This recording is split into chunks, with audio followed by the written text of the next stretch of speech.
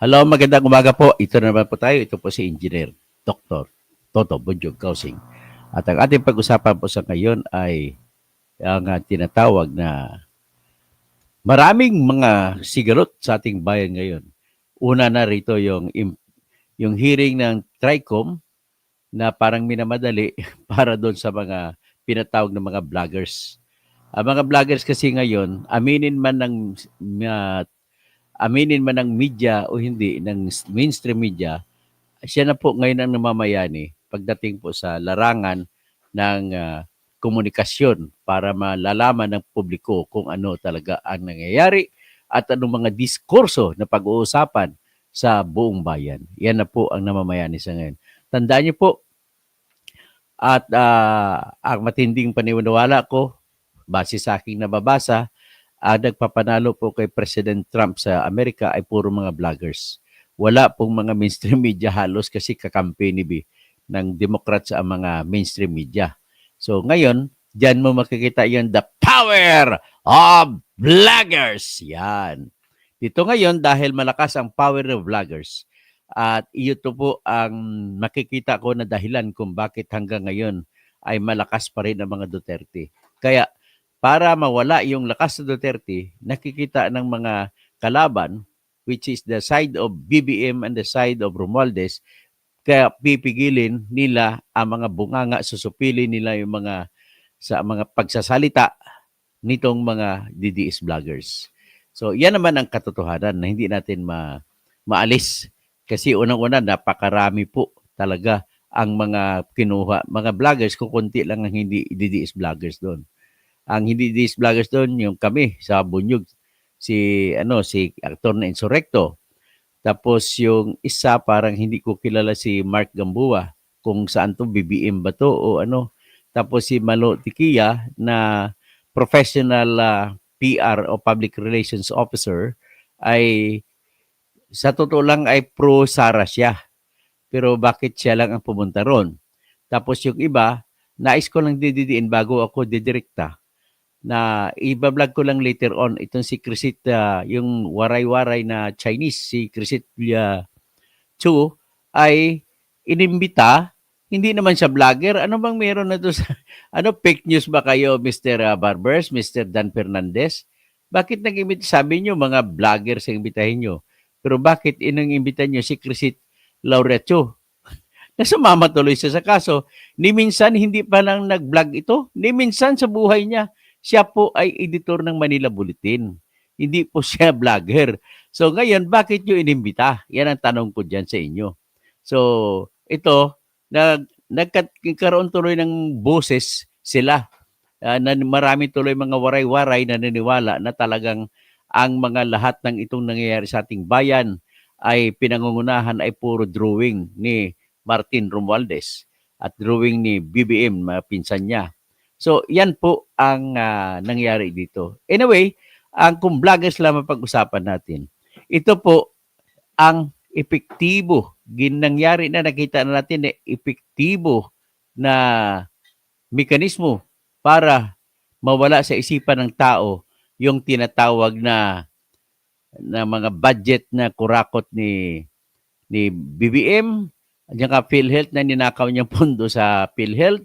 At kita mo naman yung pruweba ko na ninakaw talaga ni BBM, yung PhilHealth, at ginusto nila ay yung pinalitan nila yung hepe ng PhilHealth. Wala na si Emmanuel Ledesma, yung pinsan o kamag-anak ni Lisa Araneta Marcos, kasi Ledesma, family din niya si Lisa. Ang pinalit, may bago ng pinalit, pinasumpa kahapon. Yun naman po ay ginawa nila hindi dahil sa hindi magaling na manager si Ledesma, kundi para maitaboy ang mga akusasyon laban sa kanila at inupo yung bago. So, kita mo, at nataon pa nung hearing kahapon, oral argument hearing sa Supreme Court ng PhilHealth. Ang pinag-usapan doon, tama ba yung paglipat, pagkuha ng pondo mula sa PhilHealth na 89.9 billion at nilagay para ipundo para at ginamit nila saan? Sa ayuda, pamimigay. Alam mo, ano bang gobyerno nitong atin? Puro ayuda na lang naisip. Wala, hindi nag-isip kung ano ang mga proyekto na para uunlad ng bayan, mabuo yung mga industriya, mabuo yung mga para makapagpaglabas ng mga maraming mga trabaho para sa mga mamamayan. Makapagpalabas ng mga diskarte para tataas ang produksyon ng bigas o palay, pagtataas ng mga produksyon ng iba pang agrikultura na produkto. At ngayon, nagpapalabas pa sila ngayon na may emergency kuno. Pag-usapan natin sa ibang vlog yan. May emergency kuno sa palay. Ngayon, sa emergency sa agricultural products. Tapos, andyan pa ang tinatawag na parang martial law sa pagkain na nangyari. So, lahat po ito ay mga puro resulta po yan ng hindi pag-focus sa budgeting. Akalain mo naman, no, tinanggal pa yung 50 billion mula sa 4Ps. Sa lahat po ng programa na klaseng ayuda, ayaw ko po ng ayuda. Kung ako tanungin nyo, kung ako maging senador, ayaw ko ng ayuda. Kasi nagkikreate siya ng attitude na tatamad-tamad ang tao. At napatunayan din yan sa aking mga expose no nakaraan, yung kinikita na malaki ng mga Tulfo Brothers mula sa saklaan sa buong Pilipinas, mula sa peryahan sa buong Pilipinas, ay ang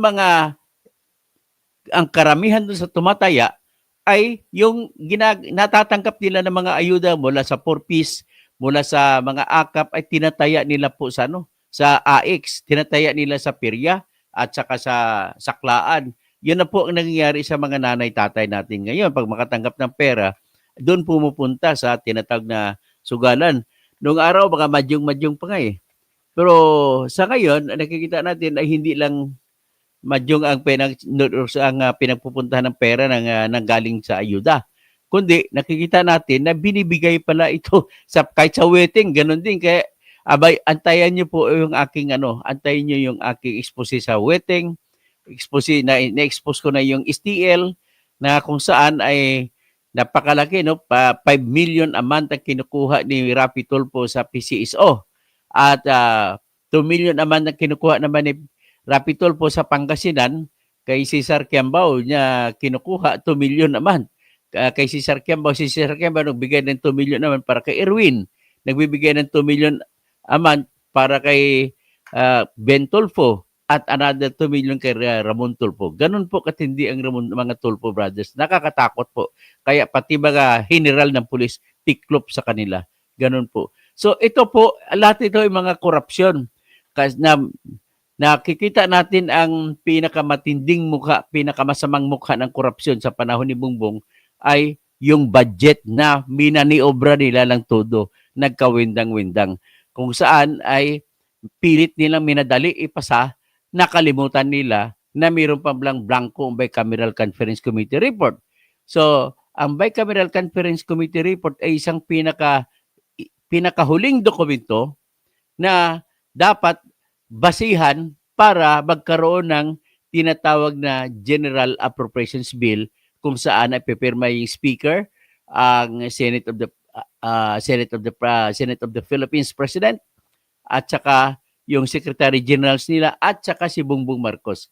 Nakalagay po diyan sa bill na yan na sinisertifika nila na yung budget na ito nakalagay sa General Appropriations Bill ay pinag-usapan ng maayos sa House of Representatives, sa Senate of the Philippines at saka Bicameral Conference Committee. Hindi sinabi ang totoo na blanco ang Bicameral Conference Committee report. So, kahapon din, nagkasabay sa hearing sa Supreme Court patungkol sa PhilHealth na budget na 89.9 million na ninakaw nila ni Marcos, ni Ralph Recto, mula sa PhilHealth papunta sa kanilang mga ayuda na proyekto. So, nagkasabay-sabay, no? Kita mo ha, una-una, pinatawag at inutusan ng Supreme Court si Lucas Bersamin na Executive Secretary ni Bongbong Marcos at saka yung Senate of the Philippines at saka House of Representatives na sumagot sa budget na blanco at saka yung isa sa mga argumento nila ni Rodriguez, Atty. Vic Rodriguez na tumatakbo ng pagkasenador ay mandatory sa ilalim ng batas yung PhilHealth na pundo ay dapat ibigay. Ngayon, hindi nila binigyan kahit piso. So iyan isa sa pinaka-argumento nila maliban sa argumento nila na kung blanco ang pinanggalingan ng budget, ang budget ay dapat basura. Hindi epektibo sa ilalim ng batas. So iyan ang mga iskandalo na nangyari. Para matabunan ito na ngayon.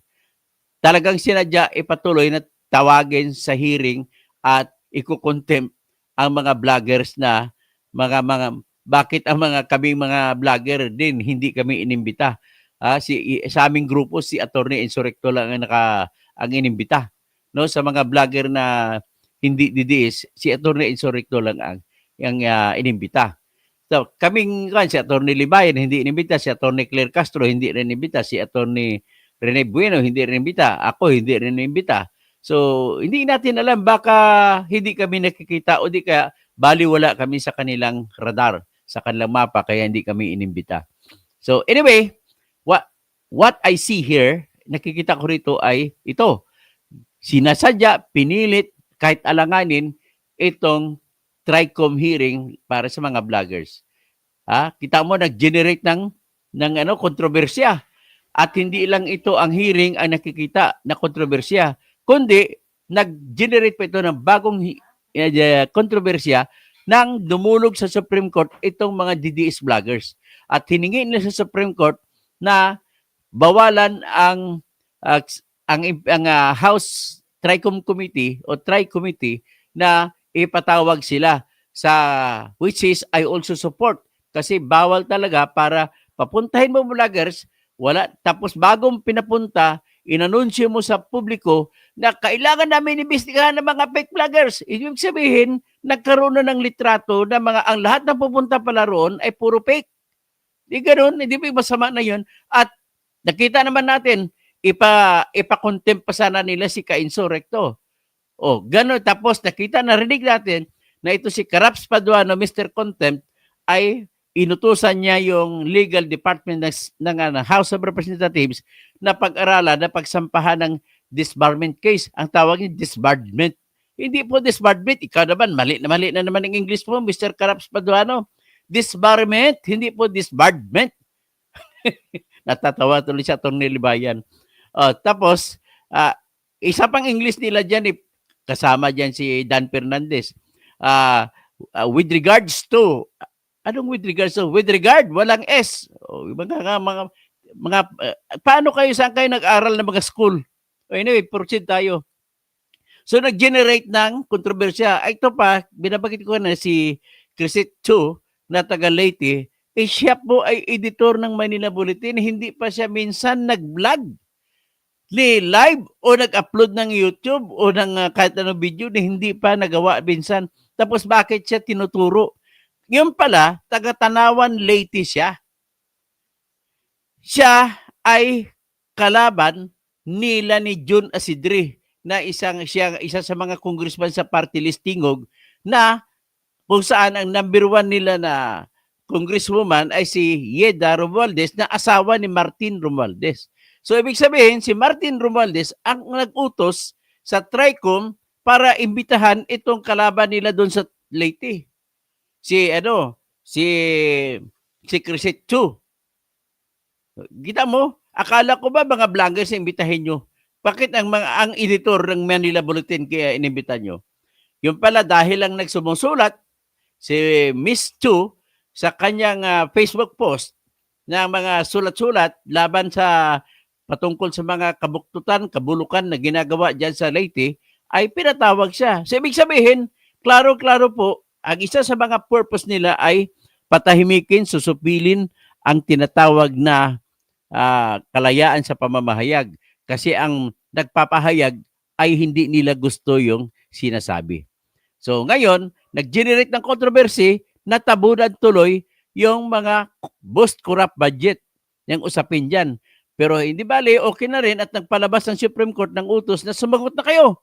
Next, ang hearing sa sa Supreme Court patungkol sa pagkuha o dakaw ng 89.9 billion mula sa PhilHealth ay hindi na napansin tuloy. Wala na, nakita ko yung live stream ng Supreme Court, wala pang 1,000 ang nanonood. na nakikinig sa oral arguments. Kasi ang dami-dami, libo-libo ang nanonood sa TRICOM. So, ibig sabihin, kinuha ang atensyon ng Pilipino ng TRICOM para hindi na matutukan ng Pilipino yung most corrupt budget at saka yung pagnanakaw sa PhilHealth. At isa pa, para hindi matuloy ang tinatawag nila na yung mga kabuktutan at pinabato sa kalaban sa kanang Marcos government ay ito na. Siguro totoo naman yung nakuha na informasyon ni Vlogcaster Armandin na nireport niya. Anytime today or tomorrow or on Friday, magsasampa na ng impeachment laban kay Sara Duterte. At itong huling isasampa ay pirmado raw ng 103 congressmen. Yung una kasi, ilan pumirma doon? Si Franz Castro, si Raul Manuel, tapos si Arlene Brusas, so tatlo. Tapos yung pangalawang sinampa, ang pumirma dyan si Percy, ewan ko, hindi ko gusto yung mukha dito. Wala na akong discrimination sa iyo, but I'm sorry to say that you are showing yourself to be, sabihin na natin, hindi ka magaling. Tapos, kumbaga, bali na. Tapos may pangatlo na pumirma na ba yung kaibigan ko na congressman, si opposition congressman, na si Congressman Bordado, Gabriel Bordado. At saka may isa pa. So, 6. So, 6. Tapos, ang pangatlo yun. Kung totalin mo, 6. Pero ngayon, nabalitaan na may pang-apat na isasampa. Ang pang-apat daw ay ang pipirma ay 103. 103, kulang pa rin yun. Pero nevertheless, madali na lang yun. Bakit? Ilan bang pirma ang kailangan para aakyat ang impeachment na kaso doon isasampa sa Senate Committee, sa Senate of the Philippines? 106 po ang kailangan na pirma. Bakit 106? Kasi po, ang kasalukuyang Kongreso sa House of Representatives ay 306 ang upuan.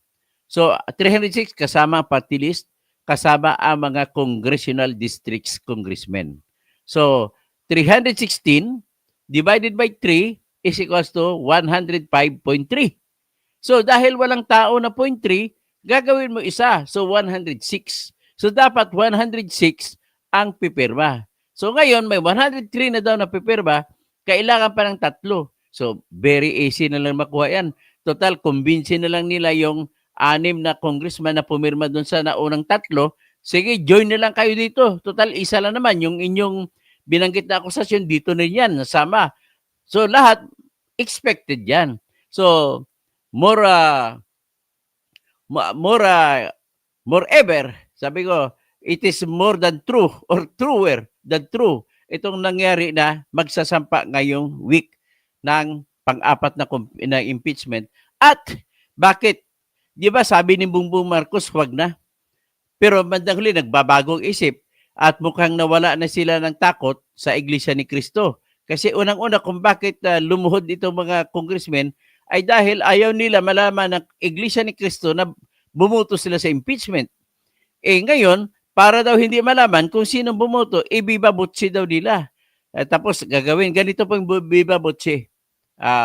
For those who are in favor of this impeachment, articles of impeachment to be sent to the Senate, say aye. So, aye! Tapos for those who are against, say nay. Nay! So, sa judgment call ng acting speaker o si speaker mismo, ang hawak ng gavel, the ayes have it packed. Akit na kaganyan sa Senate ang kaso. Kaya lang, pagka ganun, magbibigay naman yan ng loophole sa legal issues. Tama ba yun? Impeachment ito, hindi po ito ordinaryo na desisyon ng House of Representatives. Hindi po pwede yung ay dito. Dapat tawagin isa-isa at ipa-explain kung bakit bumuto siya ng ay o yes. Ganun po dapat ang mangyari dyan. Pero, legal issue na yan, sigurado naman ako na wawalisin lang yan kasi sila may control. So ngayon, pag andyan na sa Senate, ang tutok ngayon ng tao, pag may impeachment act, doon na sa impeachment para na siyang telenovela. talo ang incognito diyan. Talo ang Batang Quiapo diyan sa atensyon ng mga Pilipino. Yan tututok Pilipino. Sobra pa sa telenovela yan. Ganun po mangyayari. Kaya kung ganun mangyayari, makakalimutan na tuloy ng Pilipino yung pagnanakaw sa budget. Makakalimutan na tuloy ng mga Pilipino ang pagnakaw ng 89.9 million mula sa PhilHealth. At makalimutan tuloy ng Pilipino ang lahat ng iba pang kabuktutan na ginawa ng Marcos administration. So hanggang dyan lang muna tayo at in-expect ko na may sasampa ngayong linggo ang fourth impeachment. At isa pa pala, bago ako umalis, ay hanggang February, 2 days, hanggang February, 2 days na lang ang 2 araw na lang ang natitira na pwede magsesyon ang Kongreso. So malamang, baka bukas o baka lawa o ngayon, ay magkaroon pa rin ng tinatag na vlogger hearing. Matutuloy ba yan? Tapos na yung Kongreso. Pero magsisimula, babalik sila pagkatapos eleksyon. Hindi natin alam kung paano diskarte nila. Ang pakiwari ko, magkakandak pa rin sila ng hearing kahit na nakareses. So, ibig sabihin po, mag-umpisa ng election period, campaign period, ang mga congressmen na nandoon sa TRICOM, lalo na si Dan Fernandez, hindi sila makakampanya. Problema sila. Sa Laguna pa naman na nangungulilat si Dan Fernandez sa survey.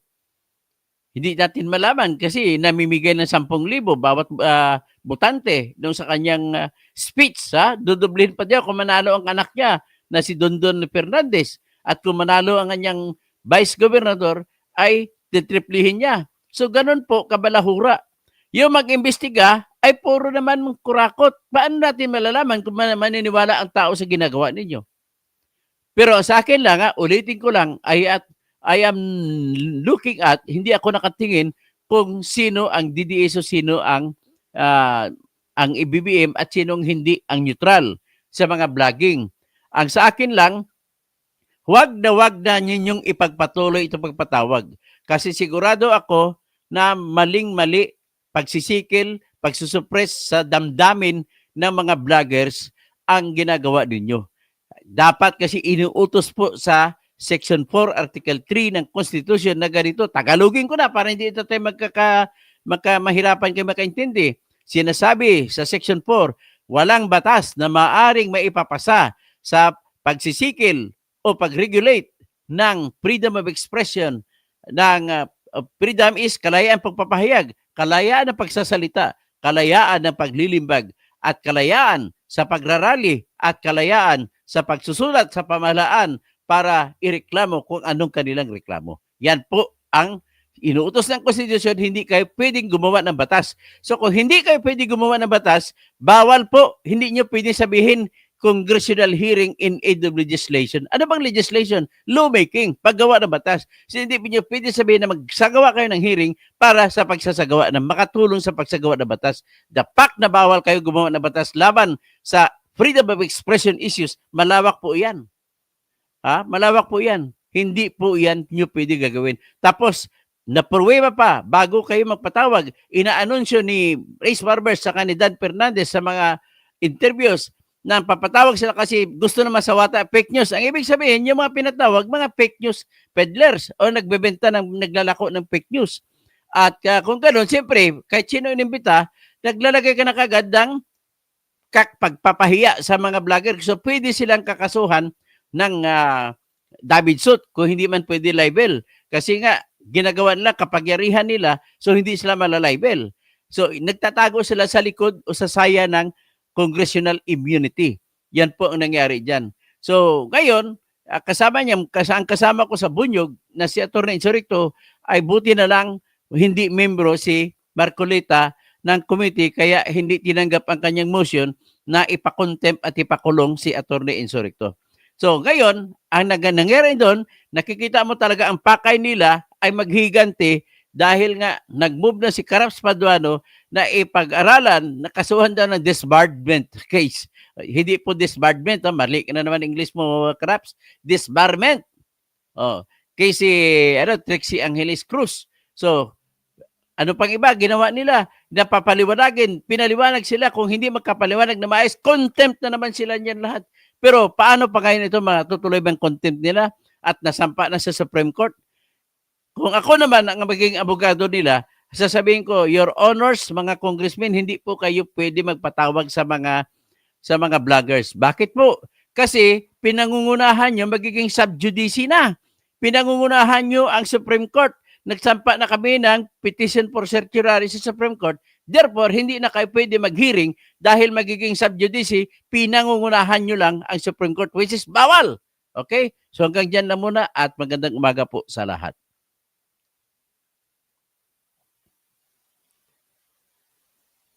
So, J. Macuenca, ipakita ang tao. Teresita sa Palaran, good morning Sir Tuto. Gising, tapos sino pa? JD Adabin, hello po Dr. Engineer Toto Kausing, good morning po, mabuhay po ang Bunyog Party. Ann Santos, good morning Attorney Kausing, God bless you. Datuali Haidar Hanok, kumusta? Na kaya idol si Miss Attorney Gutom Angeles, walang sipot sa hearing. Andun sila, nagsampa sila ng kaso sa Supreme Court. Music lover, good day Sir Tuto at mga followers. Imor Nibal, good morning po. Uy, huwag nyo na ibuto dyan si Ortega dyan sa La Union. Puro mga family dynasty ang mga Ortega dyan. Dapat baguhin na, wala na bang ibang magaling na taga La Union? Ay, naimbaga bigat sa mga taga La Union, and the rest of the Ilocano provinces. Tapos Joseph Nesterni Valdez, lihim ng mga tulpo. Antonio Buensusiso, mabuhay. Music lover. Titi Gas, Hersey ulit. si Mr. Hersey to Titi. Si Philip Posadas, very good ka talaga sir, God bless. Tapos Ann Santos, thanks for your blogs. Polo Carpio, meron na daw lumalakad na papel sa Congress. Ayon kay Secretary Llamas, parang meron nang nangyayari. So, in-expect ko ngayon, bukas o makalawa ay magsasampa na ng impeachment. Hindi rin naman magsasalita tungkol sa corruption. Yan, sina Digong at Sara noong nagkakampi pa sila ni BBM at hindi pa binabawasan ang budget niya. Nagreklamo na, ay natural lang yan kasi may awayan talaga yan. Hindi mo talaga pwede pagsamahin ang kapwa magnanakaw. Mag-away-away talaga, pare-parehong magnanakaw. Simply Lalaine, good morning po sa lahat. Gia, music lover. Tapos Dencio Virador, hindi naman lulusot sa Senado. Ibang usapin yan. Saka na natin i-vlog yan kung lulusot sa Senado o hindi. Antonio Grino, good day, Engineer Toto kasi ngayon na ang pagsampa ng impeachment ni Sara. Black Spider, Katoto, sabi ni Teacher Mark React, kasama ka daw sa narco vlogger, totoo ba yun? Minsan hindi pa ako nakatikim ng hindi pa ako nakatikim ng tinatawag na shabu. Antayin na lang natin na maalis si Martires para sigurado tanggal ang kapatan. Tapos music lover, kung meron mang signature 103 at 106 ang kailangan, madali na lang huli hilutin. Tama ka. Black Spider, idol pa naman kita Toto, tapos bayaran ka pala, sabi ni Teacher Mark X, kala ko may panindigan ka. Hindi po ako, Teacher Mark X, bawiin mo yan. Hindi po, wala pa ako natanggap na minsan hindi pa ako nakatikim ng droga. Dencio Virador, dahil tuloy-tuloy impeachment dyan sa ibabaha ang tao, baka lahat ng mga nagrally sa iba't ibang bahagi ng Pinas, baka sa Manila na lahat magsama-sama ang INC at mga taong bayan sa ayaw sa impeachment. Magandang umaga, Dr. Engineer Toto kasi Pedro Don, 106 Congress divide billion. Mr. Boss, si Marcos Bilyones ang nakulimbat, ikampanya mo din na impeach para fair na mga vlog mo. Sino si Marcos Bilyones ang nakulimbat? Sinabi ko na nga ba sinabi ko na nga na corrupt ang budget niya. Di si BBM din yun. Marvin Rivera, tuloy ang lang. Attorney Toto Kausing, kung ang opinion mo tuloy lang. Jasmine Celso, good morning po. Jagger Yarte, di pa rin makalimutan, simula pa yan, nagpatalsik sa mga mandarayang politiko. Black Spider, Katoto, na tayo for senator. Sana, isama ako sa balutan, pero mukhang hindi Music lover, Black Spider, ang tanungin mo doon sa kay Teacher Mark, pakita niya sa iyo ang konkretong ebidensya. Hindi bali magbablog tayo ulit yan. At ipakita natin na talagang wala tayong kaso. Mario Torres, mahirap talaga pag matuto ng Pilipino, sinusobrahan na maging baluktot kasi binabaluktot para nakalusot at nanlalamang. Sir Marvy, okay? Mayap aabak sa mga kabalin ko. Wag na kayo paloko sa mga pinida. Hindi nagtagumpay ang gusto ng mag-impeach si Sara dahil sa Senado, hindi ilusot mas maraming senador na ayaw. Tama naman yan. May kupal, ibubuto ko sana si Toto kung tigilan niya ang paggamit ng doktor sa pangalan niya. Ay wala akong pakialam sa iyo. Bakit? Doktor naman talaga ako eh. Ano ka ba? Si May Kupal, hindi ko alam kung kakampi ko to o hindi. Sige, nasa iyo naman yan. Opinion mo yan. Black Spider 05, Mr. Sinong Marcos. Ah... Tapos Rodi Santos, good morning sir, music lover. May limitasyon ang kalayaan sa pananalita. Ay wala pong kalimitasyon. Basahin mo po uli ang Section 4, Article 3 ng Constitution na sabi, no law shall be passed without abridging the freedom of expression or speech of the press or the right peaceably to assemble and to petition the government to redress their grievance. Wala pong nakalagay na may exemption. Kaya pag konstitusyon ang argumento ko, kaya mali po ang Supreme Court sa pagsasabi na may limitasyon. Okay? Pasensya na kayo. Yan po ang talagang tama kong opinion. Si Atty. Enzo, ang tunay na may isog yung DDS vlogger, mga nausog. Si Atty. Dr. George Pérez at hindi Dr. Bedesin. Ayan nga, hindi niya naintindihan yan. Pasensya na ka. Pasensya si Miko. Dencio Berador, bakit si Franz Castro na ipakontempt niya si Atty. Lopez na hindi naman kasama sa committee kasama po sa committee si Franz Castro. Wonder Mike, good morning, Atty. Toto Kausing, Lerms BC, inquiry in need of legislation pero pinahiya nila at binastos at kinuha nilang resource person inquiry in ad of persecution. Jerry Calonstedt, good morning, Senator Doc Kausing. Emmanuel Chan, may limitasyon. Dapat ang freedom of speech and expression, how to control fake news. Pag-suggest na lang sana, lalo na, actually, suggestion ko dyan is, magkakaroon na lang na civil case. Tanggalin na po ang criminal case na gawing krimen yung pag-fake news. Ay, civil case na lang yan. Ganun lang kasimple. Bakit? Ang na-fake news, halimbawa, ikaw, Emmanuel Chan, na-fake news ka, wala ka namang natirang, hindi po pwede sabihin eh, wala ka namang magagawa. Ano ka rin, kagaya sa akin, inakusan ako na narko, ito ko ngayon, magsalita ka rin. Ganun lang kasimple po ang pangkontra. Susan Ramos de Jesus, good morning po, Engineer Toto.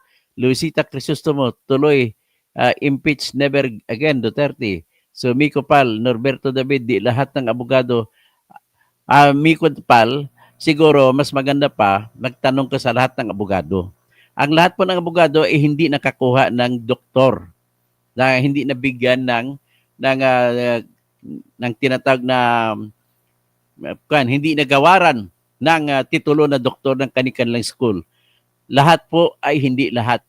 Ilan lamang po. At isa ko doon sa kukunting ilan. Romel Benson, tama po Dr. Toto kasi hindi na kailangan mag-legislate ng batas patungkol, mayroon na nga cyber libel kayo, mayroon pang libel, bakit ka pa mag-legislate? Kaso lang kayo, kakasuhan nyo. Ganun lang kasimple, pwede naman kayo magkaso ng civil case kung ayaw nyo mag-criminal case. At didepensahan na lang. Ang totoong kwento dyan, kung bakit sila gumagawa nun, hindi kasi nila kayang pigilan kung sa kaso sila magsisimula. Bakit? Kung sa kaso, mga matatalino naman yung mga vlogger. At kung kakaso sila sa prosecutor's office o sa korte, ay tuloy-tuloy pa rin yan. Hindi mo mapipigil yan. So the only way na mapigil mo sila, takutin mo, ikulong mo sila.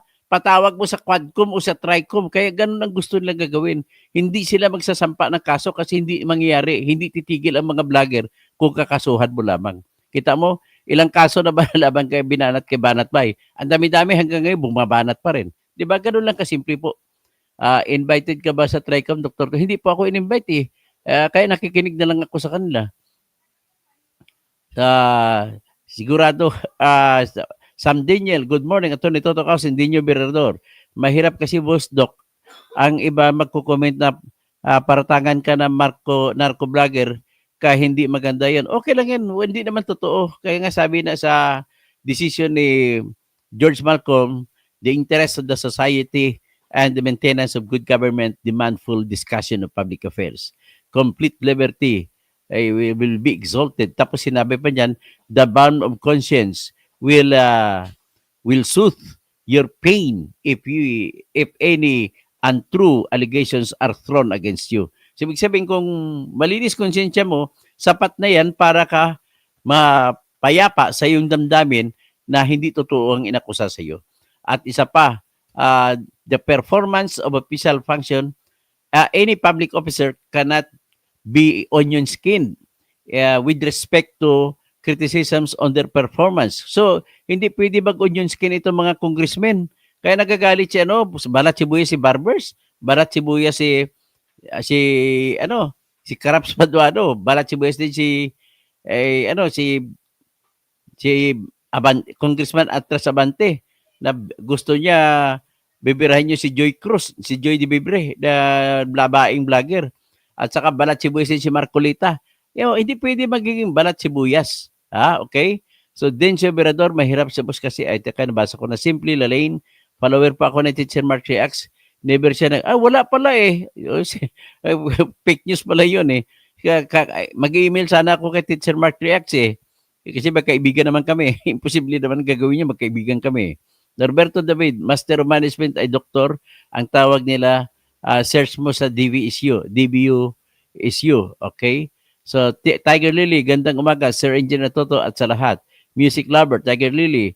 Bernie Tuala, Mami Weng, yes to impeach Sara. Norberto David, ang dalawang anak ko, Master of Management, kaysa Master Doctor na sila ngayon. Tama po. Tapos Mario Torres, tama po, attorney, talaga pwede magsama yan kasi lagi nagdududa ng walang natiwala tulad ngayon sila na ang mga nag-awayan, patraidoran. Biro mo ginawawa sila ni Robredo noon tapos sila ngayon nag-away, di ba? Si Maui Iranes, Madayon, attorney Toto, Francisco Libres, Solido 30 pa rin kami, Solido 30 pa rin na. Miko Pal, Norberto David, tungak. Anong klase?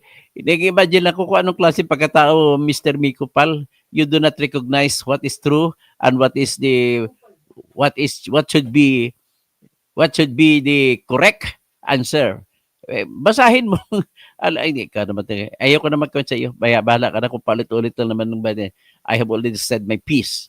I was awarded with a degree of doctor of jurisprudence by the pamantasan ng lungsod ng Maynila. Ganun lang kasimple po. Ang gusto niya, Dr. Bakwak ata eh. Polo Carpio, ano ibig sabihin ng wag dadog? Ay, waging ng dadog, di ba? Okay, ang dog, palayasin mo. Good morning, Engineer Toto, Norberto David.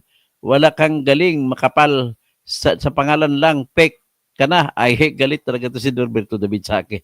Dato is Gablang, mapita sa mga Maranao, Maguindanao, Rusa, Barm. Tapos mga Maray, Maynat sa mga Tausug. Francisco Libres, mali ka, hindi kasama si Castro sa committee. Ganun ba? O sige, i-check natin. Tama I'll look into it, Francisco. So, Music Lover, paano kung i-broadcast ka sa media, social media na mayroon kang kabit, wala namang ebidensya, di wala namang bakit ako magpo-problema, Music Lover. Hindi naman totoo yan. Di magsasalita rin ako, hindi po totoo yan. Asan ang ebidensya mo? Ganun lang ako, kasimple lang yan. Kaya don't worry kung siniraan kayo sa Facebook. Sumagot kayo kagad. Hindi yung antay nyo pa ilang araw. Sumagot kayo kagad. Ganun po ang tamang mamamayan. Kaya ka po, tandaan ninyo nabahag ang buntot ni Mark Zuckerberg. Nawala ng mga fact-checker sa Facebook. Kasi binalaan siya ni Trump, huwag kang mag-fact-check dyan sa Facebook. Kung ayaw mo, hayaan mo yung mga tao na nag-uusap sila mag-fact-check. Hindi pwede ang Facebook na mangunguna. Kaya nabahag ang buntot ni Mark Zuckerberg. Kaya ngayon, malaya ng balik na ng mga paring-pariho na sa Twitter, ang diskarte ng Facebook. Malaya ng lahat, kahit fake news. Pero may kukontra naman, siyempre. Dapat, kung fake news na tinira ka na fake news, kaya sa akin, halimbawa, kung may tira sa akin, ay bibirahin ko kagad balik. Magla-live kagad ako. Ganun lang ako kasimple. Dencio Berador, Doc, para sa akin, ikaw lang napanood ko na pag bumanat ay may basihan at may hawak na ebidensya at hindi katulad ng isang bang vlogger na basta na lang bumanat na walang basihan. At hindi yan maganda. Tama po kayo. Kiriko Candilosas, ka-engineer, bansa talaga tayo na may kulturang langaw. Katuto, gawing civil case, lakihan ng danyos, parang yung nangyari kay Labadoy. Ang problema lang po sa civil case, Black Spider, Pag nagsampa ka ng kaso, sisingilin ka pa ng korte ng bayad. Oy, bago namin pagulungin ang kaso mo, magbayad ka muna ng filing fee. At alam mo ba kung magkano filing fee? Halimbawa, hingi ka ng 1 million na damage. Magbabayad ka ng 20,000 sa korte. Ganun po yun. Helen Baguio, gandang umaga. Tapos Eduardo Monteja, Senato.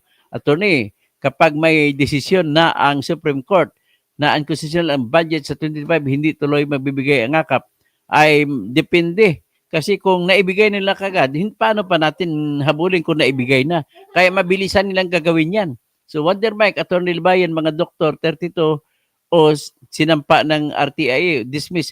Actually, sinabi na Attorney Libayan, 40 ang sinampa, 32 na na-dismiss. Ganun po. So zero ang score pa rin ni Rapi Tulfo. Yung mga Tulfo na yan, dapat birahin na yan eh. Hindi na dapat pinapanalo. Huwag niyo iboto si Erwin. Si Ben Tulfo ha. Pati kay mga Lito Lapid sa Bong Revilla, huwag niyo na iboto yan. Mas gusto ko pa si Amy. Ang iba pa, kasi si Amy kumukontra. Di ba?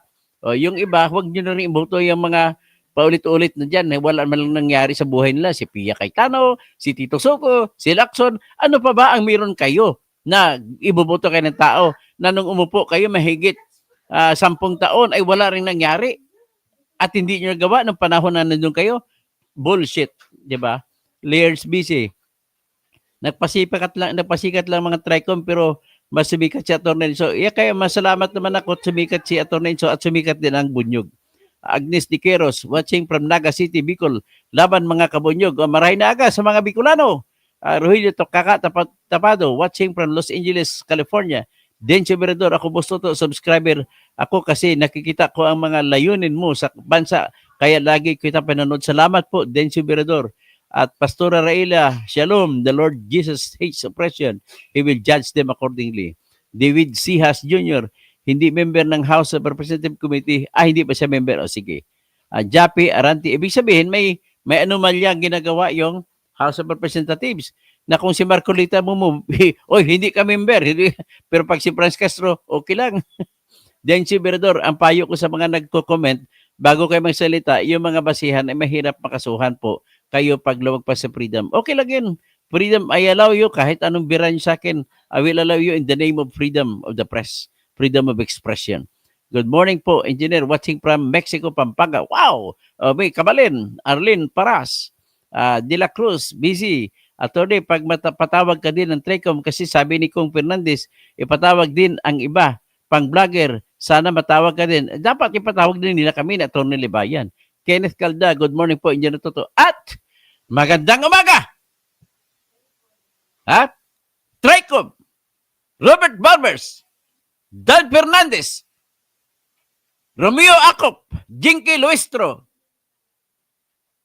Atras Abante, Marcoleta. Ipatawag nyo kung gusto nyo. Basta, ang stand ko ay kapareho pa rin sa ginawa ng mga vloggers ng DDS na nagsampa sa Supreme Court. So, kung patawag ninyo ako, magjo-join din ako sa Supreme Court.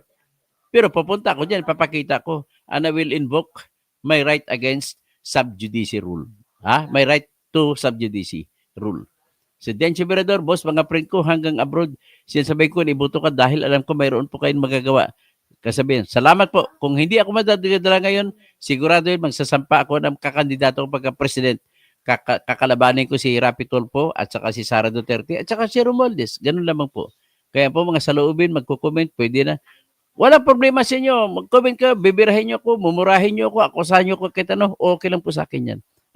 In the name of press and freedom of expression. I may not like what you say against me, but I will defend to death your right to say it against me. Ganun naman po. Magandang umaga sa lahat.